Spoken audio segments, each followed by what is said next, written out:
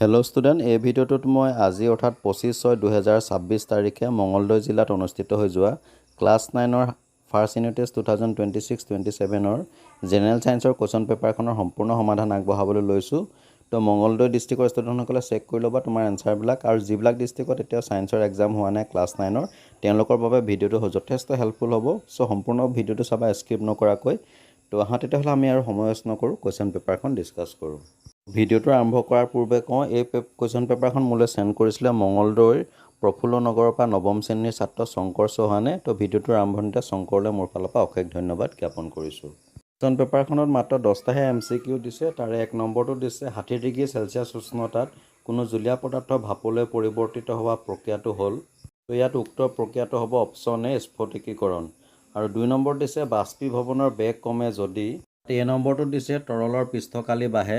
আচলতে তৰলৰ পৃষ্ঠকালি বাঢ়িলে বাষ্পীভৱনৰ বেগ বৃদ্ধি পায়, কাৰণ বাষ্পীভৱন হৈছে এক পৃষ্ঠীয় প্ৰক্ৰিয়া।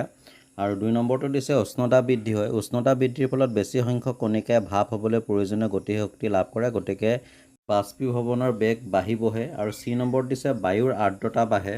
প্ৰকৃতাৰ্থত বায়ুত থকা জলীয় বাষ্পৰ পৰিমাণকে বায়ুৰ আৰ্দ্ৰতা বুলি কোৱা হয়, আৰু এই আৰ্দ্ৰতা বাঢ়িলে কিন্তু বাষ্পীভৱনৰ বেগ কমি যায়, গতিকে ইয়াত শুদ্ধ অপশ্যনটো হ'ব option C।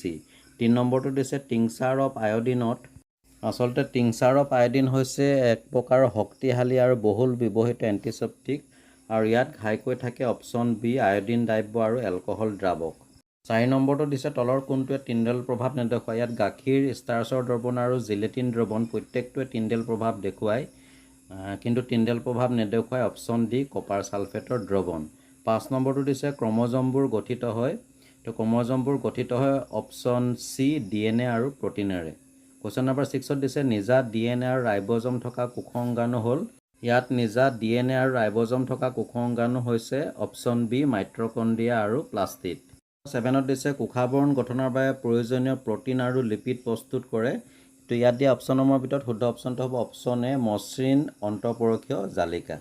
Next question number 8ত দিছে কণা এটা R ব্যাসাৰ্ধৰ বৃত্তীয় পথত ঘূৰি আছে। কণাটো আধা পাক ঘূৰাৰ পিছত ইয়াৰ হৰণ হ'ব option C twice R. Question number 9ত দিছে তলৰ কোনটো চিত্ৰই সুষমভাৱে গতি কৰি থকা বস্তু এটাৰ নিৰ্দেশ কৰিছে। ইয়াত উক্ত চিত্ৰটো হ'ব অপশ্যন চি। কুৱেশ্যন নম্বৰ 10ত দিছে স্তম্ভ 1ৰ লগত স্তম্ভ 2 মিলোৱা। স্তম্ভ 1ত দিছে দ্ৰুতি, বেগ, ত্বৰণ, গড় দ্ৰুতি, আৰু ইয়াৰ স্তম্ভ 2ত এইবিলাক নিৰ্ণয়ৰ সূত্ৰসমূহ দিছে। তো ইয়াক আমি শুদ্ধভাৱে এনেধৰণে মিলাব পাৰোঁ। তো গতিকে দেখা গ'ল ইয়াত আমাৰ শুদ্ধ অপশ্যনটো হৈছে option C 1B 2D 3A 4C। এবাৰ কিছুমান 1 আৰু 2 মাৰ্কৰ কুৱেশ্যন দিছে। 11 নম্বৰটো দিছে স্পঞ্জ এডোখৰ কিয় সংকুচিত কৰিব পাৰি। ইয়াৰ উত্তৰটো আমি এনেধৰণে লিখিব পাৰোঁ, স্পঞ্জৰ গাত সৰু সৰু ছিদ্ৰ থাকে যিবোৰত বায়ু ভৰি থাকে। যেতিয়া ইয়াক হেঁচা দিয়া হয় সেই বায়ু বাহিৰলৈ ওলাই আহে, সেয়েহে ইয়াক সংকুচিত কৰিব পাৰি। নম্বৰটোত দিছে সাগৰৰ পানীৰ পৰা নিমখ বিশুদ্ধীকৰণত ব্যৱহৃত পদ্ধতিটোৰ নাম লিখা। ইয়াত সাগৰৰ পানীৰ পৰা নিমখ বিশুদ্ধীকৰণত ব্যৱহৃত পদ্ধতিটো হৈছে স্ফটিকীকৰণ। কুৱেশ্যন নম্বৰ 13 নম্বৰ দিছে চিষ্টাৰিন থাক কোনটো কোষ অংগাণুত পোৱা যায়। আমি পাইছিলোঁ যে কেমিলো গলজিয়ে পোনপ্ৰথমে গলগী সংঘৰ বিষয়ে বৰ্ণনা দাঙি ধৰি কৈছিল যে এইবিলাক কিছুমান আৱৰণী বিশিষ্ট মোনাকাৰ গঠন যিয়ে পৰস্পৰে সমান্তৰালকৈ সজ্জিত হৈ চিষ্টাৰিন থাক সৃষ্টি কৰে। গতিকে ইয়াৰ পৰা বুজা যায় যে চিষ্টাৰিন থাক থকা কোষ অংগাণুটো হৈছে গলজি সংঘ। নেক্সট কুৱেশ্যন নম্বৰ 14ত দিছে তিমিৰ বিক্ৰিয়াত ব্যৱহৃত লঘু দ্ৰব্যটোৰ নাম কি। এইটো একেবাৰে চিম্পুল, তোমালোকে পাৰিবা নিশ্চয়। 15 নম্বৰটো দিছে গতিশীল বস্তু এটাৰ হৰণ শূন্য হোৱাৰ এটা চৰ্ত লিখা। গতিশীল বস্তু এটাৰ হৰণ শূন্য হোৱাৰ চৰ্তটো হৈছে যদি বস্তুটো যিটো বিন্দুৰ পৰা যাত্ৰা আৰম্ভ কৰে পুনৰ সেইটো বিন্দুলৈকে ঘূৰি আহে, অৰ্থাৎ আদি বিন্দু আৰু অন্তিম বিন্দু একে হয়। নেক্সট আহিলে কুৱেশ্যন নম্বৰ 16, বেগসমূহ লেখৰ তলৰ অংশই আৱৰি থকা কালিৰ জোখে নিৰ্দেশ কৰা ৰাশিটো কি। ইয়াত উক্ত ৰাশিটো হৈছে দূৰত্ব বা হৰণ। 17ত দিছে পদাৰ্থৰ কণিকাবোৰৰ দুটা বৈশিষ্ট্য লিখা। আমি পদাৰ্থৰ কণিকাবোৰৰ দুটা বৈশিষ্ট্য লিখিব পাৰোঁ। 1 নম্বৰ পদাৰ্থৰ কণিকাবোৰৰ মাজত খালী ঠাই থাকে, আৰু 2 নম্বৰতে লিখিব পাৰোঁ কণিকাবোৰে ইটোৱে সিটোক আকৰ্ষণ কৰে। নেক্সট কুৱেশ্যন নম্বৰ 18ত দিছে কঠিন পদাৰ্থ গলিব ধৰোঁতে তাৰ উষ্ণতাৰ পৰিৱৰ্তন নোহোৱাকৈ থাকে। এই ক্ষেত্ৰত প্ৰয়োগ কৰা তাপৰ নাম কি আৰু ইয়াৰ সংজ্ঞা দিয়া। তো এই ক্ষেত্ৰত প্ৰয়োগ কৰা তাপটো হৈছে গলনৰ লীন তাপ বুলি কোৱা হয়, আৰু ইয়াৰ সংজ্ঞা এনেধৰণে লিখিব পাৰোঁ প্ৰামাণিক বায়ুমণ্ডলীয় চাপত 1 কিলোগ্ৰাম কঠিন পদাৰ্থক তাৰ গলনাংকত জুলীয়া অৱস্থালৈ নিবলৈ যিমান পৰিমাণৰ তাপৰ প্ৰয়োজন হয় তাকে সেই পদাৰ্থটোৰ গলনৰ লীন তাপ বোলে। এবাৰ কুৱেশ্যন নাম্বাৰ 19ত দিছে তলৰ উষ্ণতাবিলাক কেলভিন স্কেলত প্ৰকাশ কৰা। এটা দিছে 37 ডিগ্ৰী চেলচিয়াছ আৰু বি নম্বৰ দিছে 27 ডিগ্ৰী চেলচিয়াছ। চেলচিয়াছ স্কেলৰ পৰা কেলভিন স্কেললৈ নিবলৈ হ'লে তাৰ লগত 273 প্লাছ কৰিব লাগিব। গতিকে 37 ডিগ্ৰী চেলচিয়াছটো হ'লগৈ 310 কেলভিন আৰু 273 কেলভিনটো হ'লগৈ 546 কেলভিন। কুৱেশ্যন নম্বৰ 20 দিছে কলয়ডীয় দ্ৰৱৰ উপাদানবিলাক কি কি? কলয়ডীয় দ্ৰৱৰ এটা ধৰ্ম লিখা। তো আমি কলয়ডীয় দ্ৰৱৰ ধৰ্ম লিখিব পাৰোঁ।